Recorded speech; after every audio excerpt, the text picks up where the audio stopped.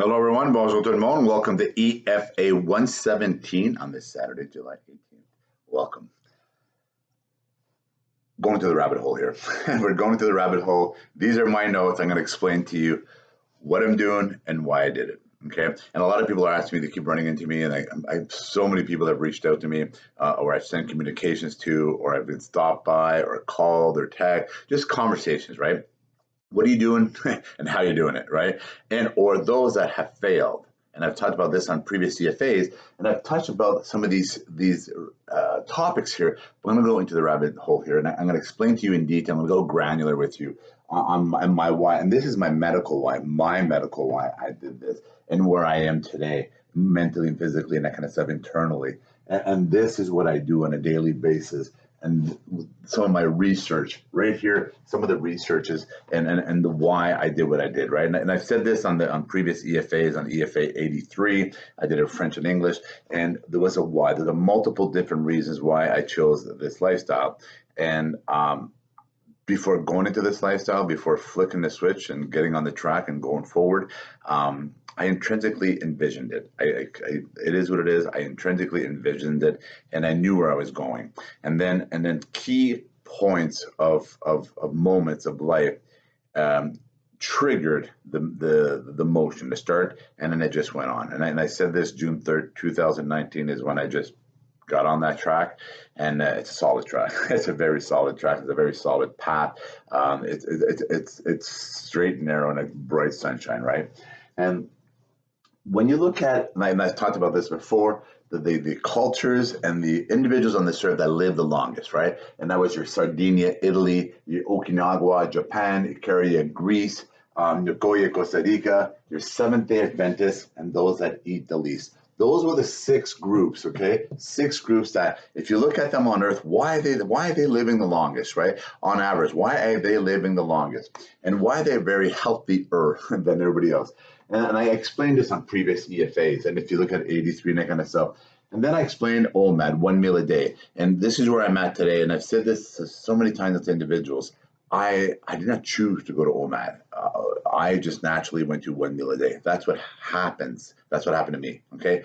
And I'm going to tell you why, and I'm going to tell you why the failures, why people fail, okay? And why I failed in the past and the failure. But I naturally progress to 1 meal a day. If I want to eat 2 meals a day, I eat 2 meals a day. I usually do it on Sundays, right? But from Monday to Saturday, I don't. And if I do want something, I'll make a fat coffee. I explained all that before, but I didn't plan to go to 1 meal a day. It just naturally happened. There's so many very amazing results of those that do OMAD, and you can research all that.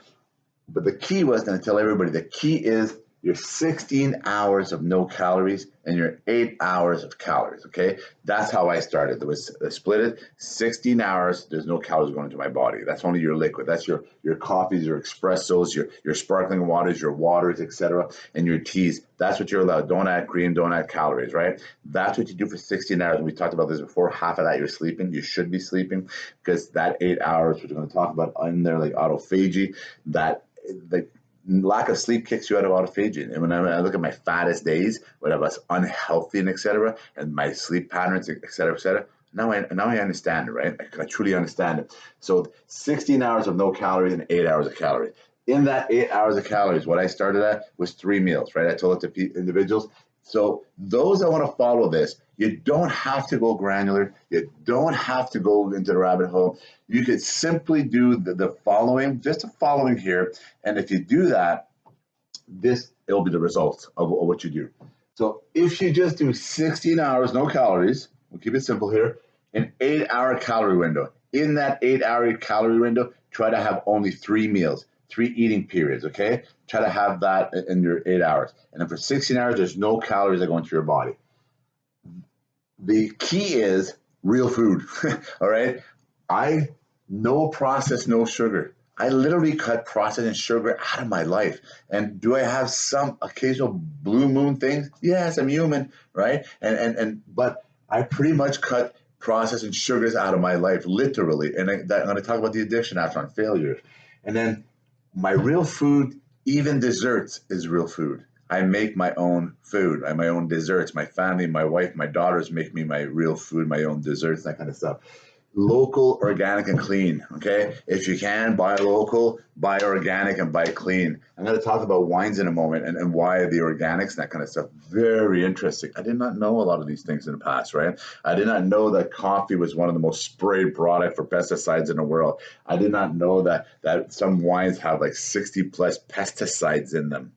Think about that, right? Here we're trying to be healthy and that kind of stuff, and it's laced with absorbed. It's a plant. It's living, right? It absorbs all those poisons, right? And that's why they're laced with it. So your 8 hours, that window, if you take 8 hours, only have 3 eating periods in that.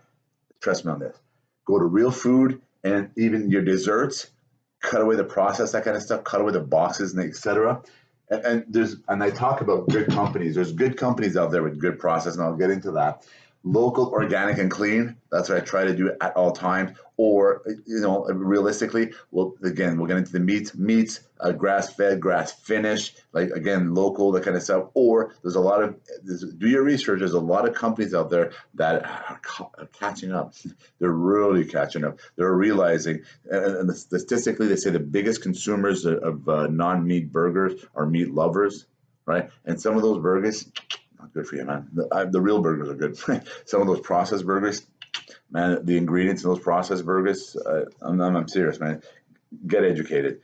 Eat a real burger, or eat something vegan, or eat something vegetarian that's real. Okay, well, I don't care if you're vegan, vegetarian, meat lover, etc. Eat it real, not processed, and that's your key here. Because I have a lot of people that are vegan and vegetarian, and this and that, and healthy lifestyle.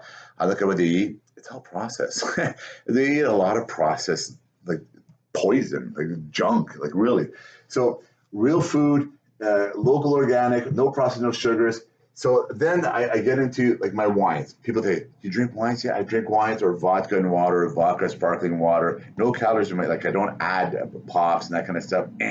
Right? So just vodka and water. But primarily it's wines, red, dry, crisp wine. That's what I enjoy. That's what I love. If I'm gonna go drink with people, it'll be vodka, water, unless I have my dry, crisp red wine. No residual sugars in my wine. I talked about that. And the other one I found out about the organic, why it's important, organic, that kind of stuff, because a lot of these spray products in wine, mind-boggling, over 60 pesticides. Like, there's a company in Ontario, Canada. I found them, anyways, they're in the Niagara region, Tawse, Tawse, Tawse, let's see. They have like organic wines with zero residual sugar, and they have 4.0 plus on Vivino rating. Right? So that right there is the type of wine that I'm ordering a case today. Like I'm ordering a case today. And then I break my fast. Okay, so I break my fast. So my meals, I make them count. There was an old video I saw when I got into this lifestyle in the beginning. Was Terry Crews, and he made a comment about he eats one a day. Like don't give him something like flimsy or something to that effect. Like he eats once a day. Like he wants to make it count, right? I held to that philosophy, and then I told you in March, my family, we have to sit at dinner table if possible. If I'm late, I let them know I'll be late and that kind of stuff. But I like to sit by 6 p.m. I like to have a dinner with them and conversation, that kind of stuff, because I make my meal count. And I tell them, my family, my daughters, like last night, I told them again, guys, I eat once a day. I don't open cupboards and fridges every hour, every half hour.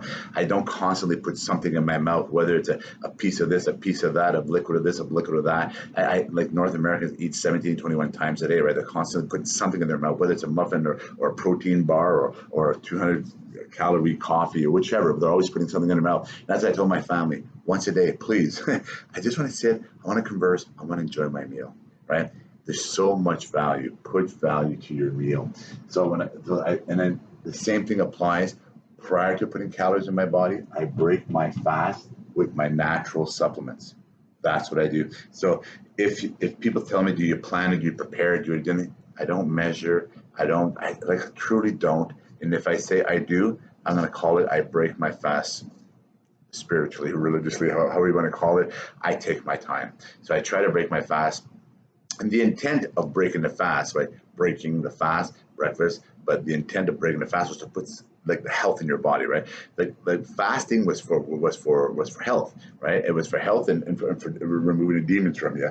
This was all like it was clean you out, right? It would clean out your mind. And could you imagine the lead poisoning that was going on in the bath, like all that stuff people were eating and blah blah blah? Like it would clean you out, clean your mind, and that's why they were finding results with it, right? So I break my fast with my mushrooms, my turmeric, curcumin, my collagens, my cacao, my MCT oils. So I break the fast and I do it properly. So I take a good maybe depending 15 and a half an hour before eating if I can. So if I try to get home by 5:30, it's 5:45, and I break my fast with my supplements. I'll make a fat coffee sometimes, and then I break my fast with that because a lot of those, I put my collagen in my fat coffee, I'll put my cacao in my fat coffee, I'll put the MCT oil in my fat coffee. Then I start taking all my supplements, and I have different kinds, all natural and that's it. And I take that, I try to have my body absorb it at least 15 minutes, maybe half an hour, depending on the day, if I can. I let my body absorb. So I break my fast. The first thing in my body is that, right? The natural supplements. All day throughout the day, I always have these puppies with me. Water. In my water, all I have is apple cider vinegar, salt, and creatine, right? I make a couple of these a day. I leave the house, and in my vehicle, people that know me, there's a cooler of sparkling water, right? I always have sparkling water in my vehicle. I love my clear. There's no flavor. There's no nothing. That's just me. If you want, there's a lot of great flavored ones out there, but I just have a cooler of nice sparkling water, and that's what I do all day. You know, your Italian type water, your Mediterranean type water, the sparkling, the con gas, right? When I was in Uruguay, sin gas, con gas, that means with gas or without gas. So they would offer that, but always have these on hand. If I prepare anything, that's this. This is what I prepare every day. I have these with me at all times. So my water, my apple cider vinegar, my salt, my creatine, I break my fast with my natural supplements. So right here, okay, this is what I do. This is what I do. Look at the EFA 83. But what is all this here? This is life. This is life right here. Longevity, okay? And I mentioned good process packaging companies out there. There are good ones. I sat in their offices. I've been to their companies. There's a lot of good companies out there. There's some great companies that try to do all natural.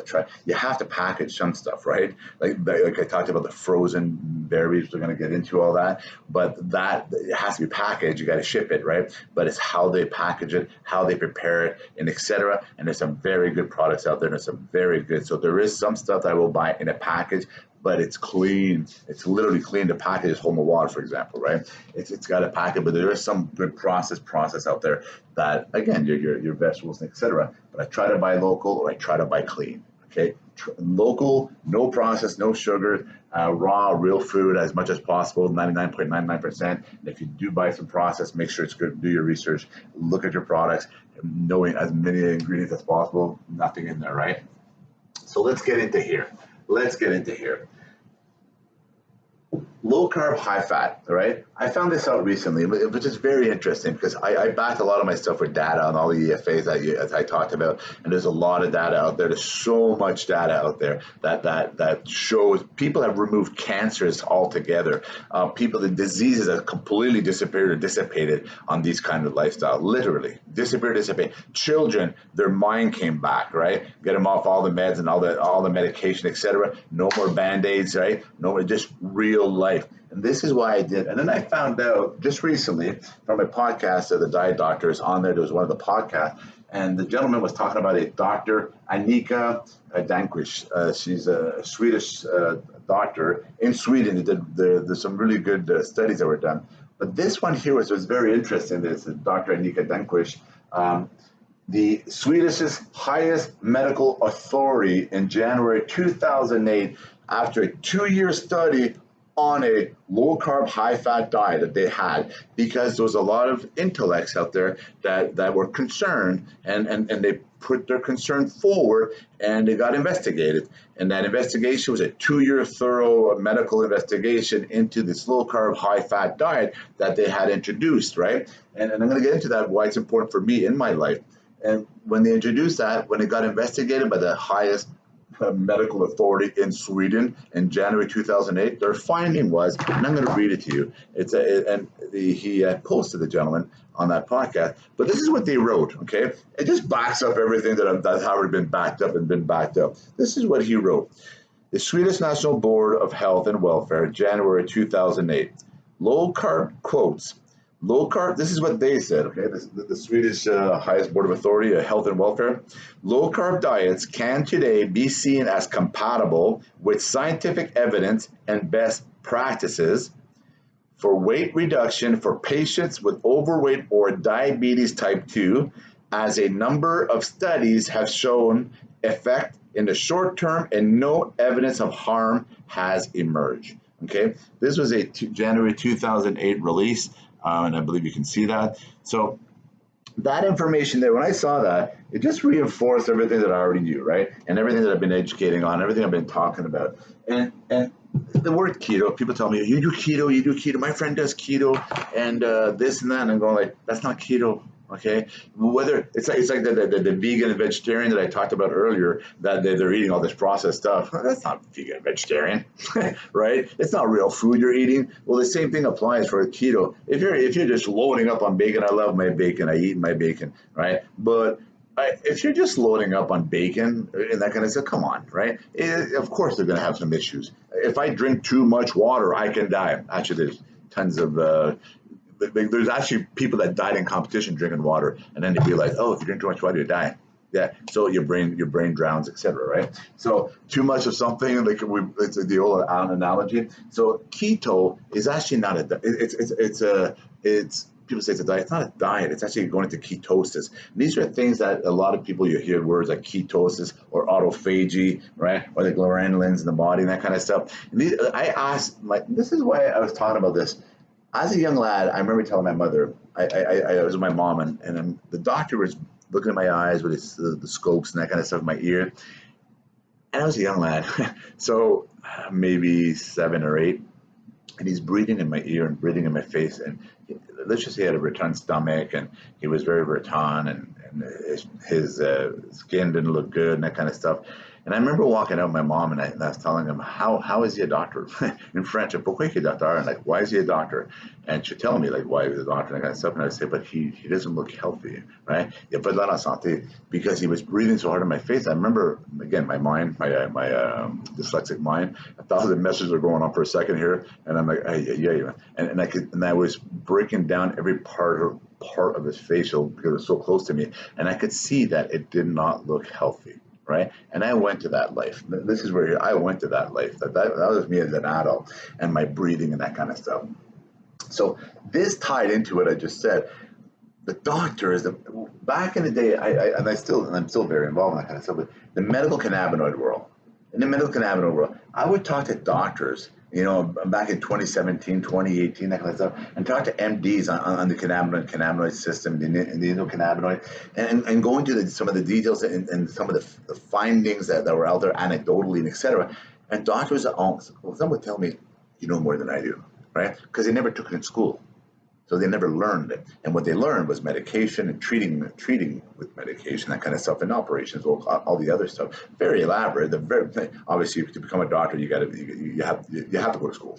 Not me, right? I'm not that mindset. So those individuals, like, bravo, but they never learned it. They never learned cannabinoid system. And then when you talk to doctors about autophagy and those kind of things, they don't know about it. They don't know about it. A lot of them don't know about it. And that's what's interesting. A lot of the research are coming from doctors that do study it. It's like you can take a plumber and go into a country house and start installing a septic system or a sump pump system. And that. A lot of them, no, don't do that, right? Because they work in the city plumbing. And I talk about this because that's what I used to do before in government. So trade, electrical trade, commercial, residential, 2 different things. Same thing with doctors, guys. The MDs, as we know, they don't know everything. And your general practitioners that you see all the time, they truly don't know. A lot of them don't know this, right? So why am I talking about the doctors and this food pyramid here, right? This food pyramid, like governing bodies, the governance told us, follow these food pyramids. Do you remember those? It's a pyramid, all right. Do you remember those dunce days? First of all, can you imagine back in the day they used to put a dunce hat on the child's head, right? They used to put a dunce hat on the child's head, and could you imagine how like I remember they used to put gum on our forehead if we were found with gum and that kind of stuff. Like, just anyway, that would be my idea, right? So, but yeah, it is definitely a food pyramid. And if you're gonna go back to the dunce days, that's a dunce. Like, honestly, a lot of those food pyramids, and we're all following it. We think we're doing healthy, and it was look what the last 30 years what has done to us as a people. Right, in the last 30 years. And I'm going to get into all this, the 50s and the 70s, but in the last 30 years, humanity, the amount of diseases, nutrition-linked diseases that are tied to, and that's why living this lifestyle, everything starts disappearing and dissipating, literally, in medical conditions. So, Jean-Guy Bourguignon here, heart issues. I had high blood pressure. Right? I used to be the guy like at 222. I used to be the guy at 235. I used to be the guy running marathons and hand-to-hand combat and all that stuff.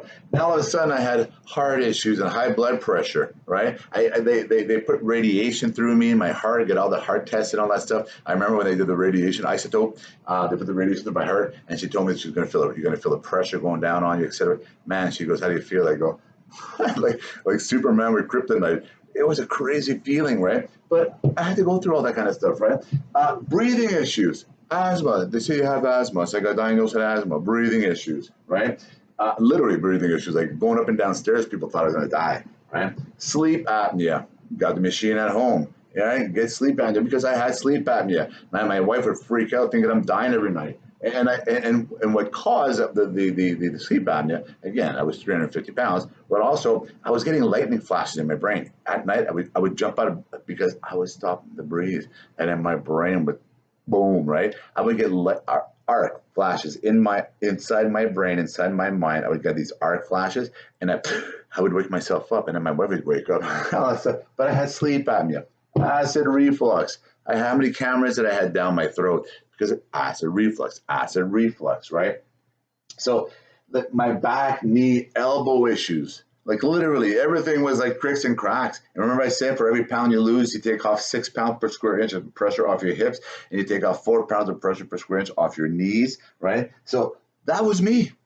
Remember the 222-pound guy, the 235-pound guy was now the 340-ish, 45-ish, 50, 35-ish, right? Like a yo-yo, playing 15 pounds, 20 pounds all the time, like a yo-yo. Remember the old yo-yos?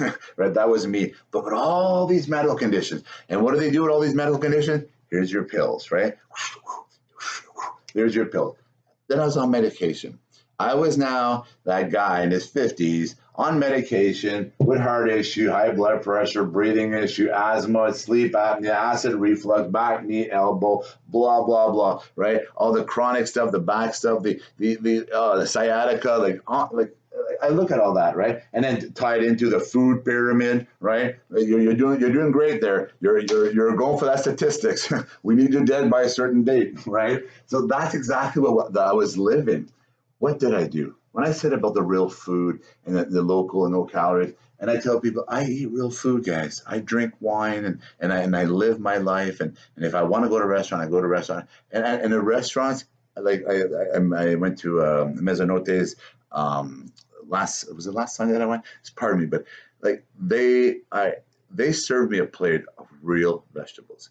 And then there's restaurants out there like that. They buy local and they got. I mean, my plate, like I had some beautiful pasta and I had some meats and I had I had some chowder, some clam chowder, but differently done, like elegantly. And the steamed vegetables, and I'm talking like from bok choy all the way down, like everything on my plate was loaded with real food. And there's great restaurants out there. And that's a benefit of this lifestyle. You eat once a day, twice a day, right? The money you save, I'm not kidding you, the money you save, you eat 3 times a day, you go to a restaurant, and clean restaurants, the one that prepare good food and clean food, etc. It's like eating at home, right? There's restaurants out there like eating at home.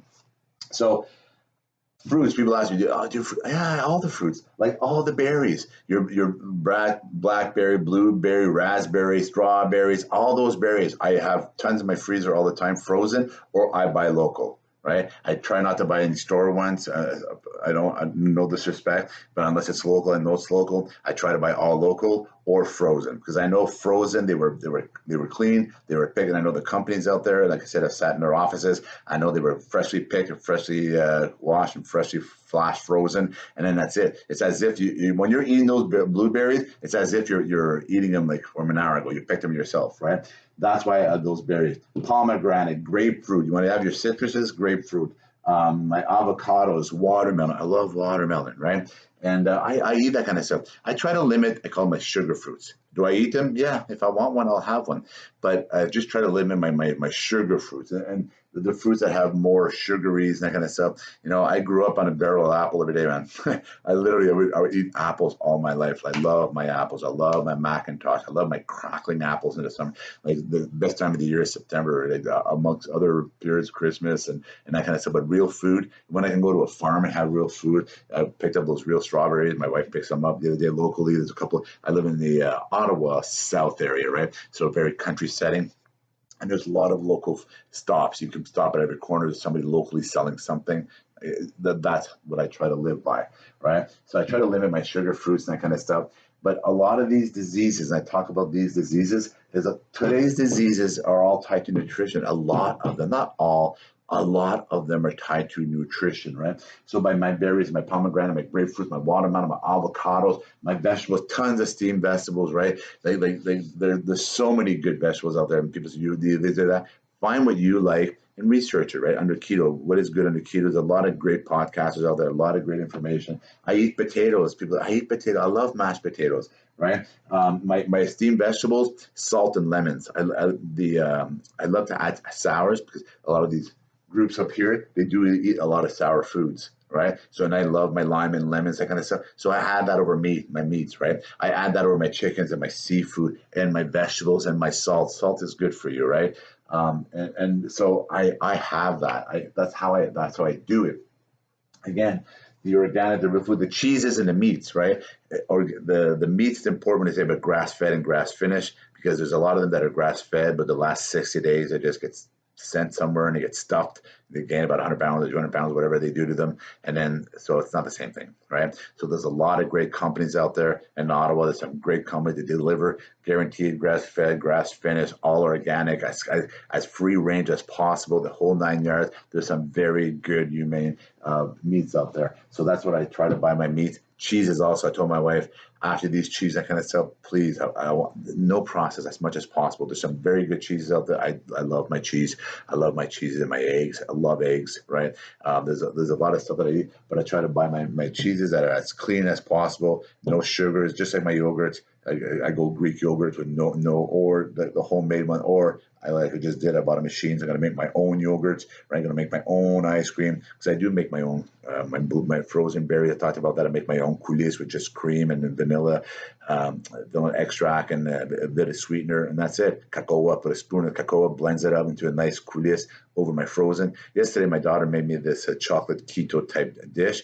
I added the berries, I added the coulis. It was fantastic. It was like my mom used to make, literally, because my mom used to make real food, right? And that's what it was like eating like my mom used to make, right? Just like your nonna used to make, like your grandmother, the grandma, like the people that love the kitchen, that love to cook, right? That's how I eat. I eat like I used to eat. And this is what I'm going to get into. So the organic, the real meats, etc. This is the finale here, okay? This is the finale. So tying all this together, and if I put it all together, I have more energy and more stamina.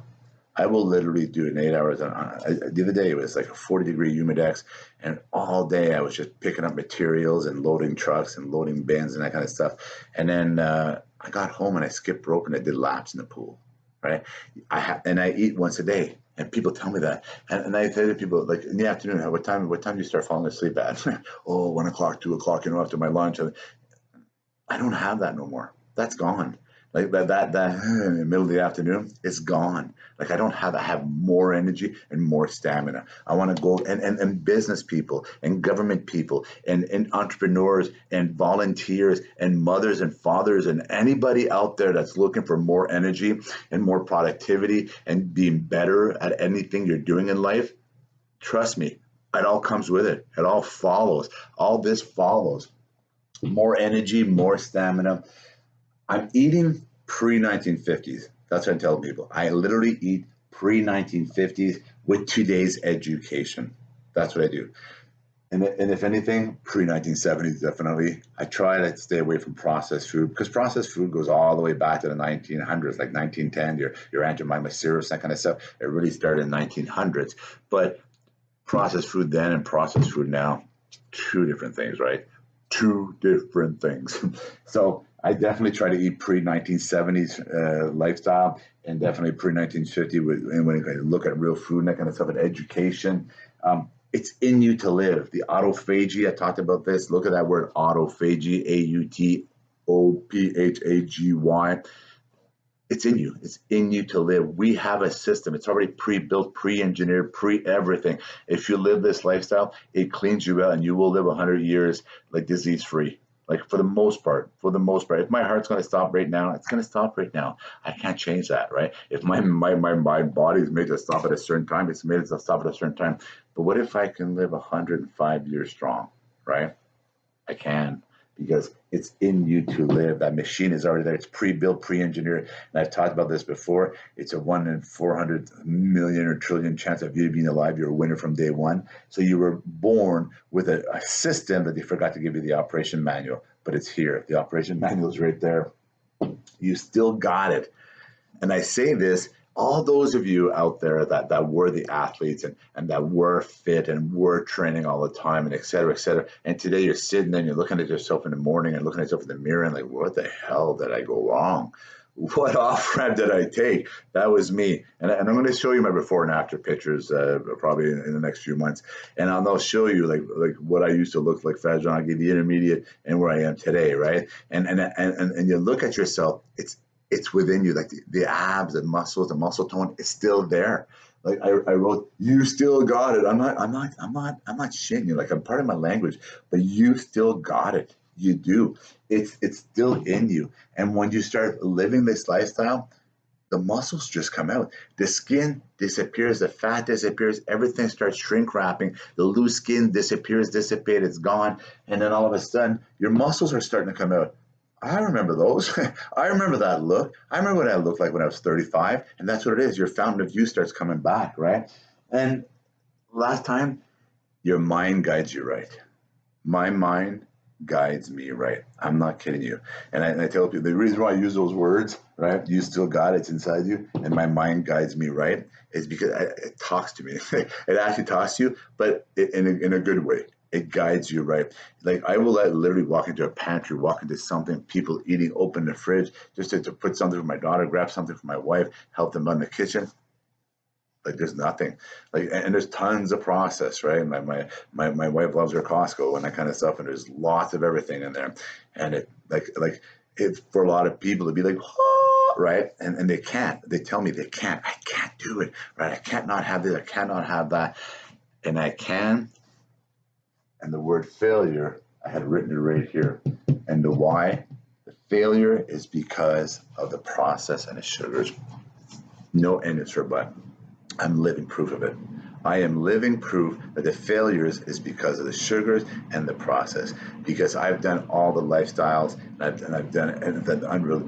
Like some of them are just it's not realistic. Some of them like these different diets and these different lifestyles, the different thing. It's just not. It wasn't realistic. I didn't follow them because they fail. But this one here, I've never been this disciplined. I've talked about this before, and your mind guides you right. Once you remove the processed food, once you remove the sugar, once you live this lifestyle, once you follow these principles, right, and the data, everything is there, the backing. Like get away from that food pyramid, the dunce hat on that food pyramid, right? When you do this, your mind guides you right because you remove the poison, the addiction. Remember, they lights up the same parts of your brain as cocaine, like sugars. Think about that. They know that. They know that. Add the flavor, add the process, add the sugars, add everything, because it's the hook, right? They bring you back in. So it's like a sip of beer to an alcoholic or a smoke of a joint to a drug addict, right? That they hook you in, they bring you in. That's why the success rate. You remove the process, you remove the sugar, all of a sudden your mind guides you right. And all that other stuff, you're not interested. You literally remove the addiction. Jean-Guy Bourguignon, again, EFA 117. Listen to EFA 83. It's French and English. EFA 17 today. There's a few other podcasts that I've done on health. Write your questions, please. If you like what I do, please, if you have a YouTube account, simple, just create an account, your email and your own password. Once you're in, look for me at Jean-Guy public figure. And then like my subscribe, click on the bell, go to all.